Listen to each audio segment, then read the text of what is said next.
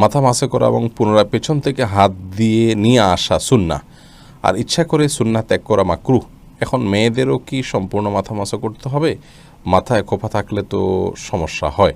মেয়েদের যদি মাসিক অনিয়মিত হয় এবং 10 দিনের বেশি থাকে এবং 18-20 দিনের মধ্যে ব্লিডিং দেখতে পায়, তাদের জন্য নামাজ এবং রোজার নিয়ম দয়া করে বলবেন। ওযু ছাড়া কি কোরআন পড়া যায়? বাসায় যদি কেউ না থাকে, ঘোমটা ছাড়া কি কোরআন পড়া যায়? সুস্থ মানুষ কি শুয়ে শুয়ে কোরআন পড়তে পারে? মহিলাদের সিজদা দেওয়ার নিয়মটা বলুন, আর সিজদা দেওয়ার সময় পেট উরুর সাথে লেগে থাকলে কি নামাজ হবে কিনা? অবাধ্য সন্তানকে বাধ্য করার কোনো উপায় আছে কি? অসুস্থতার কারণে কেউ অযাচিত লোম 40 দিনের মধ্যে পরিষ্কার করতে অক্ষম হলে কি নামাজ আদায় হবে? নামাজ সূরা ফাতিহার পর আরেকটা সূরা পড়ার আগে বিসমিল্লাহ পড়া কি আবশ্যক? তাহাজ্জুদ নামাজ কি ঘর অন্ধকার করে পড়তে হবে? এর কোনো ভিত্তি আছে কি? পিরিয়ড অবস্থায় মৃত ব্যক্তির কাছে যাওয়া যাবে কিনা? ঋণ পরিশোধের জন্য কিছু একটা আমল বলুন। টয়লেটে যাওয়ার সময় মাথায় ঘোমটা দেওয়া কি আবশ্যক? আহাদনামা পড়া যাবে কিনা? মুখের তিল বা আঁচিল উঠানো কি হারাম? মৃত ব্যক্তির জন্য হাফেজ ডেকে কোরআন খতমা মিলাদ দিলে মৃত ব্যক্তির কোনো লাভ হবে? ফজর নামাজের আজানে আসসালাতু খায়রুম মিনান নাওম বলার সময় আমরা উত্তরে কি পড়ব? গর্ভবতী মেয়েরা যদি ব্যাক পেইনের কারণে বসে নামাজ আদায় করেন তাহলে কি সঠিক হবে? দুশ্চিন্তা থেকে মুক্তির উপায় কি? প্রতিবন্ধী শিশুরা কি বাবা মায়ের পাপের ফসল? ওযু করার পর প্রাইভেট অর্গানে হাত স্পর্শ করলে কি ওযু ভেঙে যাবে? যেসব নারীর সন্তান প্রসবের 40 দিনের পরেও রক্ত প্রবাহ বন্ধ না হয় তারা কিভাবে বাদবন্দি করবেন? আমরা আর বিলম্ব না করে চলুন আপনাদের গুরুত্বপূর্ণ প্রশ্নগুলোর উত্তর দেওয়ার আলোকিত ভুবনে প্রবেশ করি। বেলাল, আপনি জানতে চেয়েছেন যেসব নারীর সন্তান প্রসবের 40 দিনের পরেও রক্ত প্রবাহ বন্ধ না হয় তারা কিভাবে বাদবন্দি করবেন? 40 দিন পার হওয়ার পরেও যদি রক্ত প্রবাহ বন্ধ না হয়, নেফাস বন্ধ না হয়, তাহলে সেক্ষেত্রে তারা সম্পূর্ণ স্বাভাবিকভাবে সকলে বাদবন্দিকে সম্পাদন করতে পারবেন।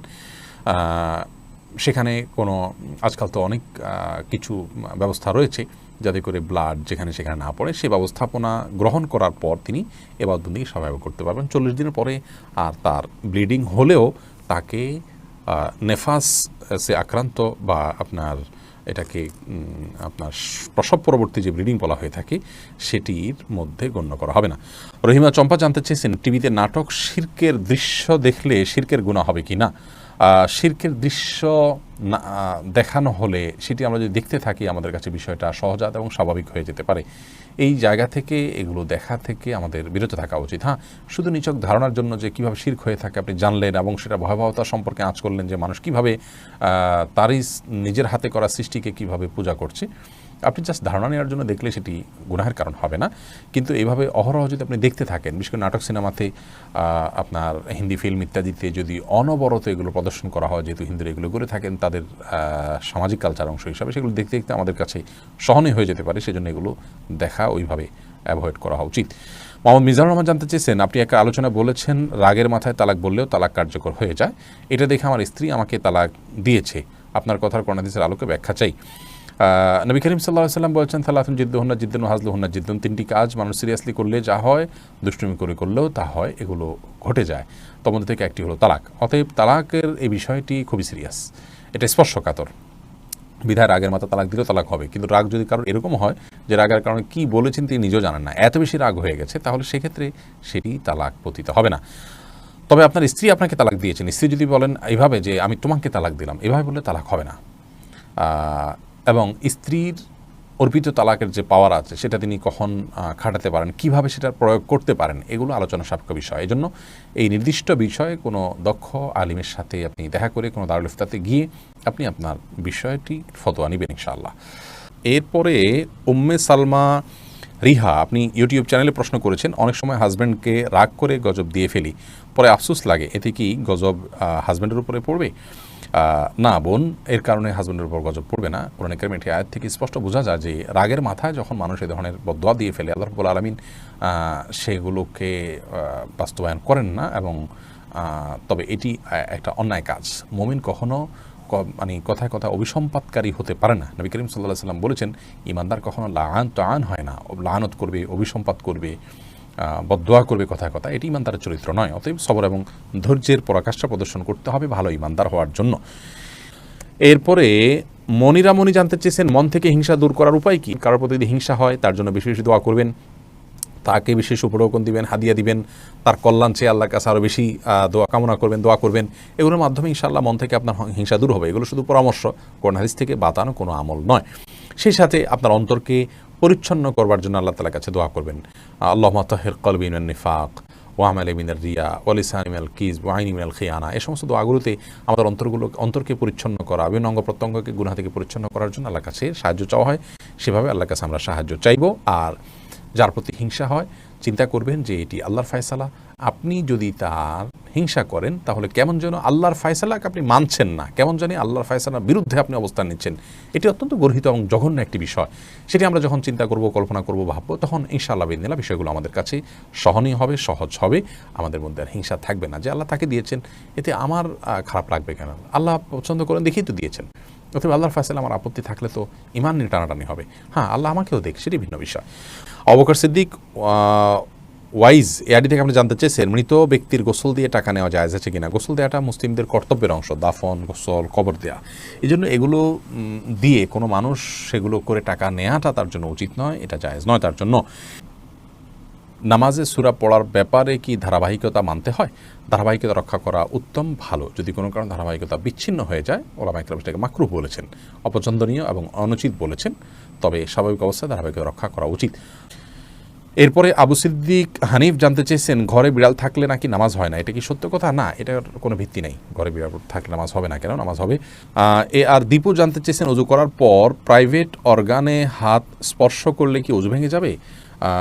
ইমাম আবু হানিফা রাহিমাহুল্লাহর মত অনুযায়ী অজু ভাঙবে না, এবং এর সপক্ষে অনেকগুলো দলিল এবং যুক্তি আছে, বিভিন্ন স্পষ্ট হাদিস রয়েছে।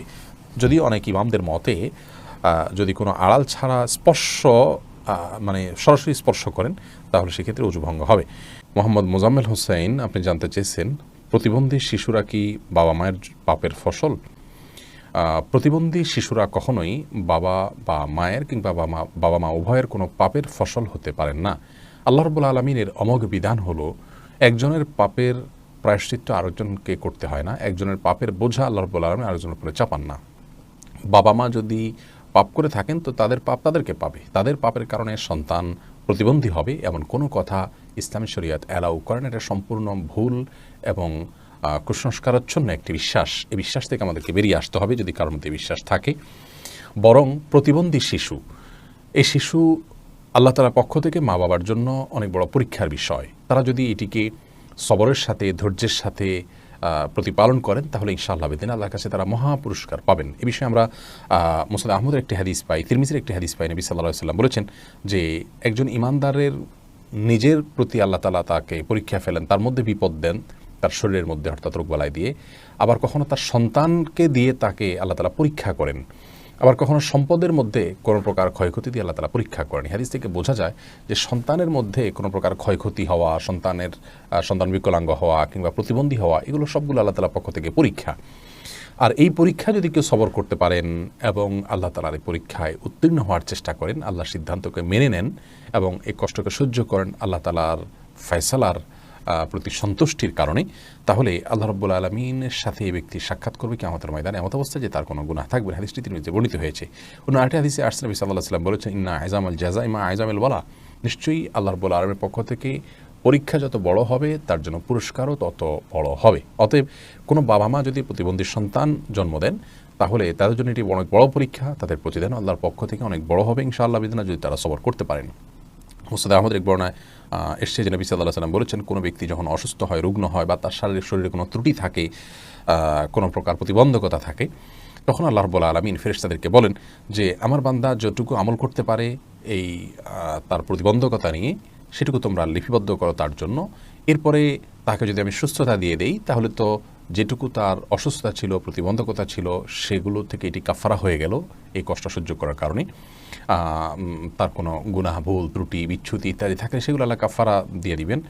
আর যদি সেই ব্যক্তি অবস্থায় মৃত্যুবরণ করে তবু আল্লাহ তাআলা তার প্রতি অনুগ্রহ করবেন, রহমত করবেন এবং তাকে মাগফিরাত নসিব করবেন। অতএব বিকলাঙ্গ হওয়া এটা কোনো দোষের বিষয় নয়। আর সন্তান বিকলাঙ্গ হলে সেটা বাবা মার পাপের ফসল, এই কথাটি মূর্খতা সুলভ কথা, এর সাথে কোরআন হাদিসের কোনো সম্পর্ক নেই। জাকারিয়া হাসান জানতে চেয়েছেন, দুশ্চিন্তা থেকে মুক্তির উপায় কি? দুশ্চিন্তা থেকে মুক্তির সর্বপ্রধান উপায় হলো আল্লাহ রাব্বুল আলামিনের সাথে কথা বলা। মানুষ দুশ্চিন্তাগ্রস্ত অবস্থায় যদি কোনো শক্তিশালী কোনো ব্যক্তির সাথে শেয়ার করতে পারেন তাহলে কিছুটা নির্ভার ফিল করেন। আর আল্লাহ রাব্বুল আলামিনের চাইতে শক্তি ধরার কেউ নেই, তিনি কাদির, সব কিছু করতে তিনি সক্ষম। অতএব আপনার দুশ্চিন্তা দূর করবার জন্য আল্লাহর সাথে কথা বলুন, সালাতে চলে যান, বিশেষ করে সিজদায় গিয়ে আল্লাহর সাথে দীর্ঘ সময় কথা বলুন, তাহাজ্জুদে উঠে যান এবং আল্লাহর সাথে কথা বলুন।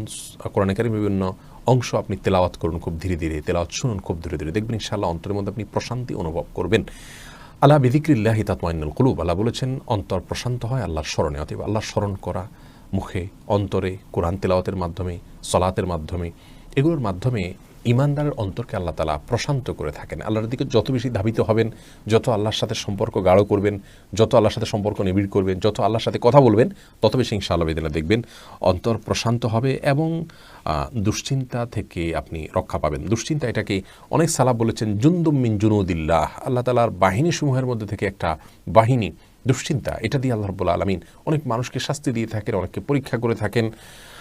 অতএব এইরকম পরিস্থিতিতে আল্লাহর কাছেই রুজু হওয়া, এটাই হলো সবচেয়ে বড় উপায়। অতএব ভরসা আল্লাহ তাআলার প্রতি করা এবং আল্লাহর দিকে রুজু হওয়া, আল্লাহর দিকে ধাবিত হওয়া, এটা হলো দুশ্চিন্তা দূরের সবচেয়ে বড় উপায়। যে ব্যক্তি আল্লাহর প্রতি তাওয়াক্কুল করবেন, তাকে খুব বেশি দুশ্চিন্তা গ্রাস করার কথা নয়। আল্লাহর উপর ভরসা করবে ঈমানদার, যে ইনশাআল্লাহ আমার অভিভাবক আল্লাহ তাআলা, তিনি দেখছেন, তিনি দেখবেন। এটি যখন করবেন ইনশাআল্লাহ আপনার মধ্যে আস্থার জায়গাটা তৈরি হবে।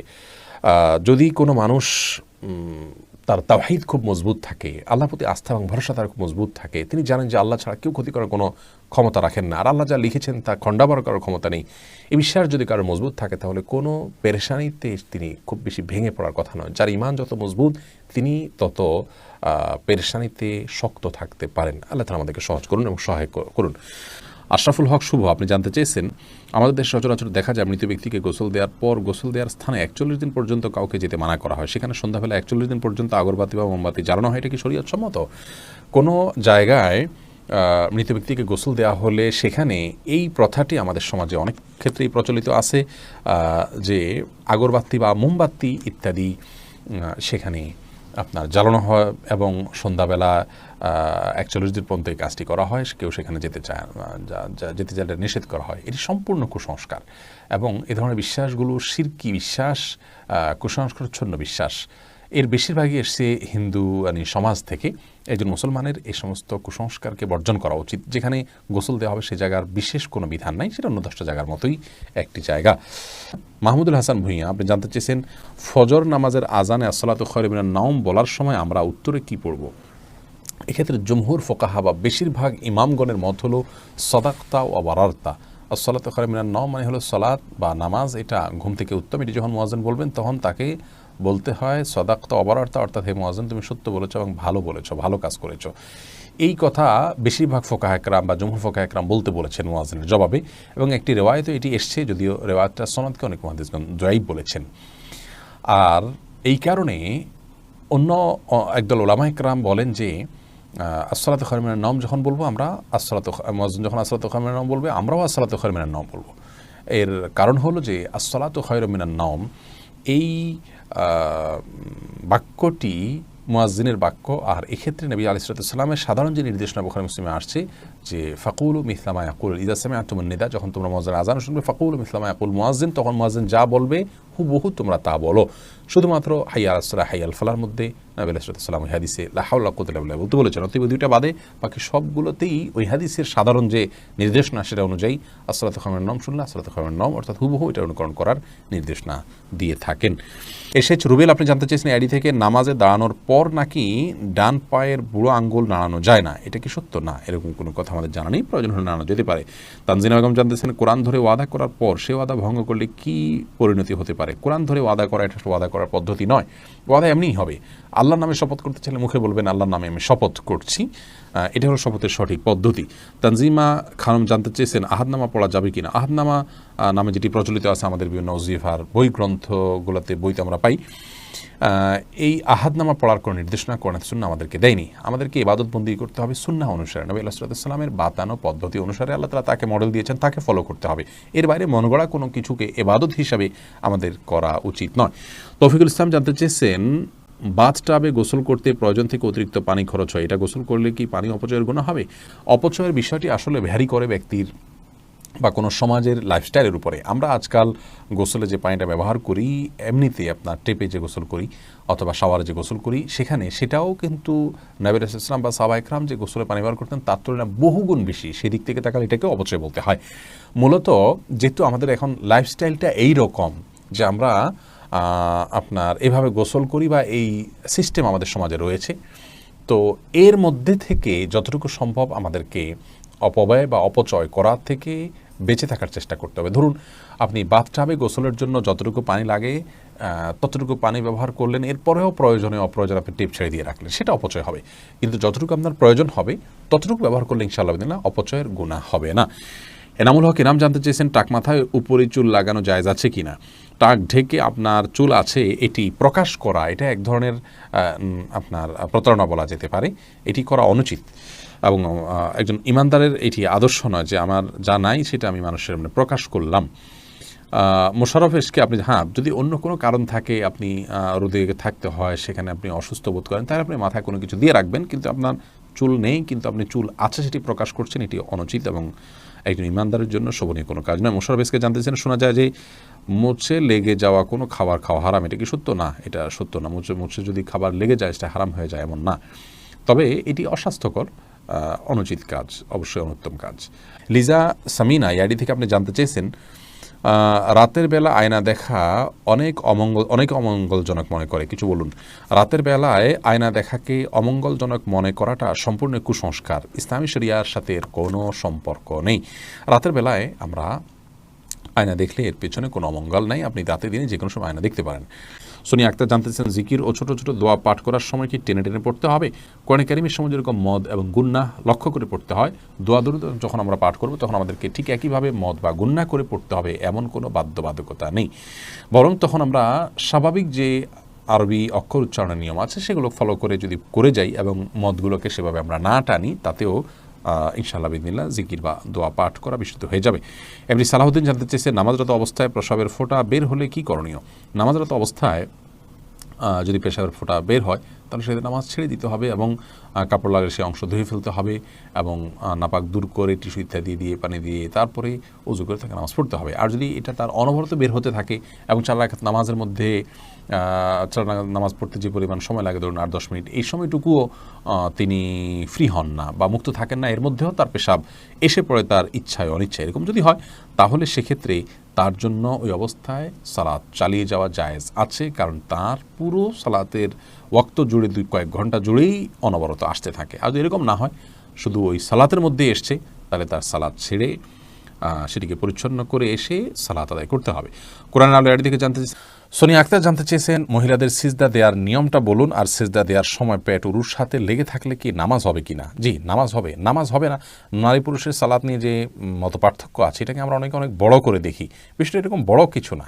আপনার এখানে যারাই ইখতিলাফ করে থাকেন, জাস্ট এখানে পদ্ধতির উত্তম অনুত্তমের বিষয়টা, নামাজ হওয়া না হওয়ার কোনো ইখতিলাফ এখানে নেই।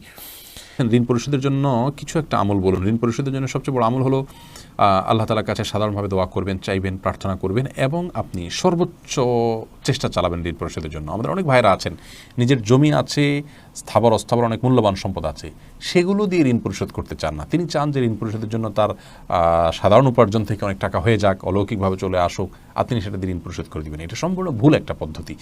আপনার ঋণ পরিশোধ করাটা আপনার জন্য ফরজ, এটা বান্দার হক। অতএব আপনার জমি থাকলে, সম্পদ থাকলে এগুলো বিক্রি করে আপনি ঋণ পরিশোধ করবেন এবং সেগুলো বিক্রি করার অপশন থাকলে বিক্রি করবেন। সেগুলো সব ধরে রেখে আপনি চাইবেন যে আল্লাহ তাআলা অলৌকিকভাবে আপনাকে টাকা দিয়ে দিক, সেটা দিয়ে আপনি পরিশোধ করবেন। এটা সম্পূর্ণ দুনিয়ার প্রতি আমাদের মোহ আছে এবং ঋণ পরিশোধের গুরুত্ব আমরা বুঝি না, সেটা স্পষ্টভাবে প্রমাণ হয় এমন একটি বিষয়। বিধায় এমনটি করা উচিত নয়। সেই সাথে ঋণ পরিশোধের জন্য কিছু দোয়া আছে, আল্লাহুম্মা কফিনি বিহালালিকা আন হারামিকা ওয়াগনিনি বিফাদলিকা আম্মান সিওয়াক। আরও কিছু দোয়া আছে, ইউটিউব বা ফেসবুকে সার্চ দিলে আমাদের অনেকগুলো ভিডিও আছে, দেখে নিতে পারবেন। সেগুলো আপনি আল্লাহর কাছে সাধারণভাবে পাঠ করবেন, ইনশাআল্লাহ সেই দোয়াগুলো পেশ করবেন। সামিয়া ফেরদৌস জানতে চেয়েছেন, তাহাজ্জুদ নামাজ কি ঘর অন্ধকার করে পড়তে হবে? এর কোনো ভিত্তি আছে কি? তাহাজ্জুদের নামাজ এটা আমরা ঘর অন্ধকার করে লাইট বন্ধ করে পড়তে হবে এর কোনো ভিত্তি নেই, বরং সেটা আপনার যেভাবে সেভাবে আদায় করতে পারেন। আপনার মনোযোগের জন্য আপনি যদি আলো আধার করে নিতে পারেন, ডিম আলো করে নিতে চান, তো সেটি করতে পারেন, কোনো অসুবিধা নেই। তবে অন্ধকারেই পড়তে হবে এমন কোনো বাধ্যবাধকতা বা নিয়ম নেই। লামিয়া রহমান মোমো জানতে চেয়েছেন, মুখের তিল বা আঁচিল উঠানো কি হারাম? মুখের যে তিল বা আঁচিল আছে এটা যদি দৃষ্টিকটু হয় এবং আমাদের জন্য নানান দিক থেকে ত্রুটিপূর্ণ হয় তাহলে সেটা তোলা যেতে পারে। তবে আপনার আজকাল এই যে সূক্ষ্মভাবে লোমগুলো তোলা এবং এই জাতীয় অনেকগুলো কাজ আছে যে কাজগুলো আপনার শোভাবর্ধনের নামে আমরা করে থাকি, সেগুলো করা যাবে না। সাদিক জানতে চেয়েছেন, মানুষ মারা গেলে মাইকিং করা জায়েজ আছে কিনা? মানুষ মারা গেলে তার মৃত্যুর সংবাদটা শুধু প্রিয়জনদের জানানো হলো যে তিনি মারা গেলেন, এটুকু মানুষকে জানানোতে দোষের কোনো কিছু নেই। তবে এটা নিয়ে দীর্ঘ আলোচনা আছে, এটা নিয়ে আমরা ইনশাআল্লাহ দিনে কথা বলবো ভিন্ন কোনো ভিডিওতে। মোহাম্মদ মুস্তাকিম জানতেছেন, ব্যাংকে চাকরি করা কি হারাম? ব্যাংক যদি সুদী হয় তাহলে সেখানে সুদের সাথে সরাসরি সম্পর্ক থাকলে সে চাকরি করা তো অবশ্যই হারাম হবে। খন্দকার ফাইসাল ইসলাম লিমন জানতে চেয়েছেন, গর্ভবতী মেয়েরা যদি ব্যাক পেইনের কারণে বসে নামাজ আদায় করেন তাহলে কি সঠিক হবে? জি, দাঁড়া যদি স্বাভাবিক নামাজ পড়তে গেলে ব্যাক পেইন হয় তাহলে সেটা এবং সেটা অসহনীয় হয়, কষ্টকর হয়, রিস্কি হয়, তার জন্য পড়ে যাওয়ার আশঙ্কা থাকে, তাহলে তিনি ইনশাআল্লাহ বসে সালাত আদায় করতে পারবেন। যদি দাঁড়াতে পারেন তাহলে দাঁড়ানোর অংশটুকু দাঁড়ায় সালাত আদায় করবেন, এরপর রুকু সিজদা করাটা তার জন্য কষ্টকর হলে পরে বাকি অংশটা চেয়ারে বসে সালাত আদায় করবেন। আর যদি এটুকুও কষ্টকর হয় তাহলে পুরোটুকুই বসে সালাত আদায় করতে পারেন। আয়েশা সিদ্দিকা জানতেছেন, ফেসবুকে মৃত ব্যক্তির ছবি দেয়া বারবার কতটুকু শরীয়ত সম্মত? বিনা প্রয়োজনে এটা না করাই উচিত, তবে এটাকে হারাম আমরা বলতে পারবো না সরাসরি। রাকিব হাসান জানতেছেন, অসুস্থতার কারণে কেউ অযাচিত লোম 40 দিনের মধ্যে পরিষ্কার করতে অক্ষম হলে কি নামাজ আদায় হবে? অসুস্থতার কারণে বা কোনো ওজোর কারণে যদি হয়ে থাকে আদায় হয়ে যাবে ইনশাআল্লাহ বিদিনিল্লাহ। আসমাউল হোসনা ফেনু জানতে চেয়েছেন, পিরিয়ড অবস্থায় মৃত ব্যক্তির কাছে যাওয়া যাবে কিনা? যাওয়া যাবে, এতে কোনো অসুবিধা নেই। কাকুলি শেখ জানতেছেন, সাহসিদাতে কি সেজদার তাসবিহ পড়বো? জি, অবশ্যই আপনি সেজদার তাসবিহ পড়বেন। রোশনার খাতুন জানতে চেয়েছেন, মৃত ব্যক্তির জন্য হাফেজ ডেকে কোরআন খতম মিলাদ দিলে মৃত ব্যক্তির কোনো লাভ হবে?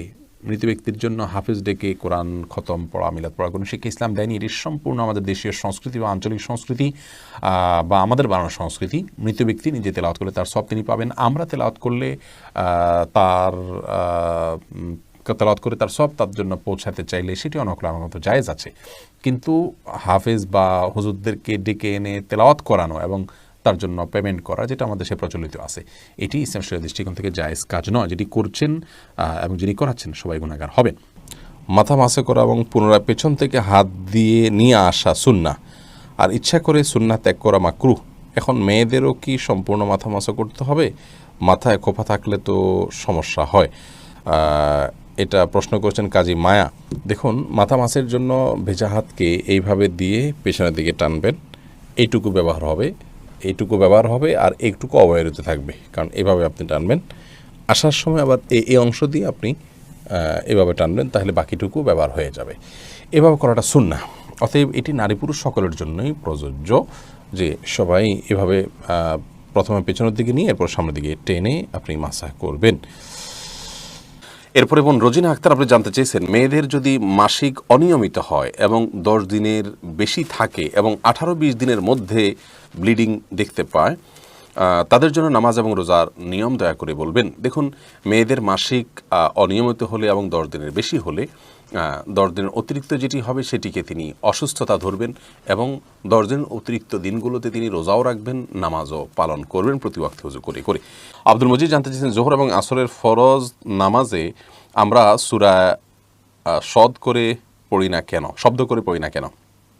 আল্লাহ রাব্বুল আলামিনের নির্দেশ তাই। কেন আল্লাহ তাআলা নির্দেশ করেছেন দিনের বেলায় নীরবে ফরজ নামাজে কেরাত পড়ার জন্য, সেটা আল্লাহ তাআলা ভালো জানেন। এর অনেক হিকমা, অনেক রহস্যের কথা উলামায়ে কেরাম অনেক আবিষ্কার করেছেন, কিন্তু আল্লাহ তাআলা আমাদেরকে নির্দেশ করেছেন তাই আমরা করব। আপনার মালিক আপনাকে কোনো নির্দেশ করলে সব নির্দেশের যৌক্তিকতা আপনাকে বুঝতে হবে এমনটি কিন্তু আবশ্যক নয়। আপনি আপনার দায়িত্ব হলো আপনি নির্দেশ পালন করে যাওয়া। কোন নির্দেশের হেতু কী, কোনটার পেছনে কী রহস্য লুকায়িত আছে, এটা হয়তো আপনার মালিক আপনার চেয়ে ভালো জানেন। সব কিছুর রহস্য আপনি জানবেন এমনটি কিন্তু জরুরি নয়।